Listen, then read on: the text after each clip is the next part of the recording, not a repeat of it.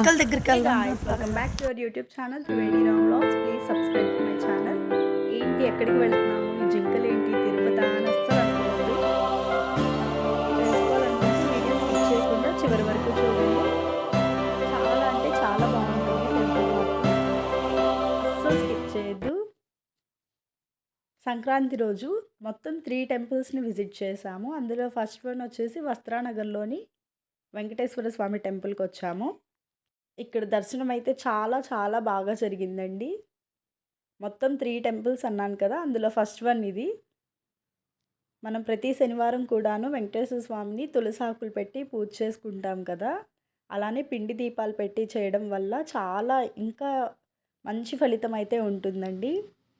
ఎప్పుడు చేయకపోతే ఒకసారి ట్రై చేయండి పిండి దీపాలు పెట్టి ప్రతి శనివారం కూడాను, లేదంటే ఒక 7 శనివారాల పాటైనా చేయండి.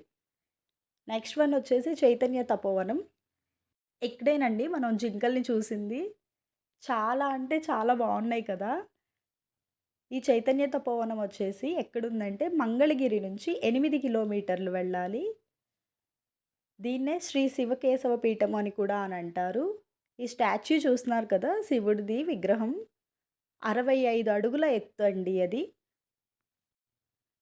ముందుగా రాధాకృష్ణులు చూస్తున్నారు కదా, దాని తర్వాత వినాయకుడు ఉంటారు. వినాయకుడు పక్కనే ఈ జింకలు అనేవి ఉంటాయి వినాయకుడి విగ్రహం పక్కన.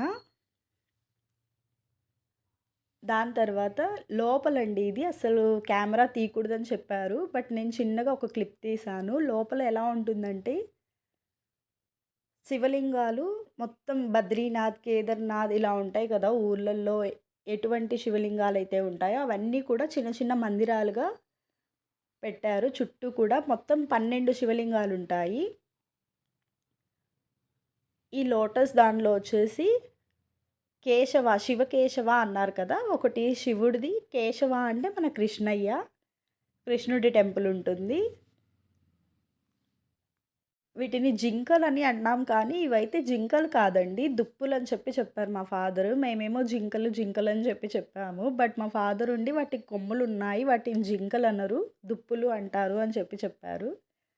మేము వస్త్రానగర్లో వెంకటేశ్వర స్వామి వారికి కొట్టిన కొబ్బరికాయ ఉంది కదా, దాన్ని పగలకొట్టి చిప్ప తీసేసి చిన్న చిన్న పీసెస్గా పెడితే తింటున్నాయి. చాలా అంటే చాలా ఎంజాయ్ చేశారు మా పిల్లలు. నేను కూడా వాటి కొమ్ములు పట్టుకొని చూస్తే చాలా సాఫ్ట్గా, వాటి స్కిన్ ఎలా ఉందో సేమ్ వాటి కొమ్ములు కూడా అలాగే సాఫ్ట్గా ఉన్నాయి. చాలా ఎగ్జైట్ అయ్యాం మేమైతే. రానున్నది శివరాత్రి కాబట్టి ఖచ్చితంగా ఒకసారి మీకు దగ్గరలో ఎవరికైనా పాసిబుల్ ఉంటే ఖచ్చితంగా వెళ్ళి విజిట్ చేయండి, చాలా బాగుంటుంది. ఇప్పుడు వచ్చేసి థర్డ్ది పానకాల స్వామి టెంపుల్కి వెళ్తున్నాం. మంగళగిరిలోని పానకాల స్వామి. పానకాల స్వామి టెంపుల్ అంటే చాలామందికి ఐడియా ఉంటుంది. పానకాల స్వామి టెంపుల్లోని విశేషం ఏంటంటే ఒక్క చీమ కూడా ఉండదండి. మనం ఒక చిన్న బెల్లం ముక్క పెడితేనే ఎన్ని చీమలు వస్తాయో తెలుసు కదా, అలాంటిది పానకం అంటే మనం శ్రీరామనవమికి చేసుకుంటాం కదా, సో ఎంత బెల్లం, ఎంత క్వాంటిటీ ఆఫ్ పానకం అనేది తయారు చేస్తారో తెలుసు కదా. సో ఒక్క చీమ కూడా ఉండదు, అదే ఆ టెంపుల్లోని విశేషం. ఈ కొండ మొత్తం కూడాను ఒక అగ్నిపర్వతం అండి. మన కలియుగం అంతమయ్యే సమయానికి అగ్నిజ్వాలలు అనేవి బయటకు వస్తాయి, అప్పుడు ఇది మొత్తం అగ్నిపర్వతం అంతా పేలిపోతుందని చెప్తూ ఉంటారు.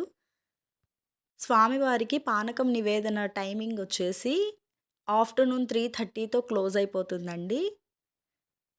మనం 10 రూపీస్ ఇస్తే ఒక చిన్న బిందెలో పానకం ఇస్తారు. అందులో హాఫ్ స్వామివారికి సమర్పించిన తర్వాత ఇంకొక హాఫ్ మనం ఒక 5 రూపీస్ బాటిల్ తీసుకొని దానిలో స్వామివారి ప్రసాదంగా తీసుకున్న పానకాన్ని మనం ఇంటికి తీసుకొని వెళ్ళొచ్చు. అలానే ఈ డ్రెస్ వచ్చేసి గుంటూరులోని బస్ స్టాండ్ దగ్గర, ఓల్డ్ బస్ స్టాండ్ దగ్గర సౌత్ ఇండియా షాపింగ్ మాల్ ఉంది కదా, దానిలో తీసుకున్నాను.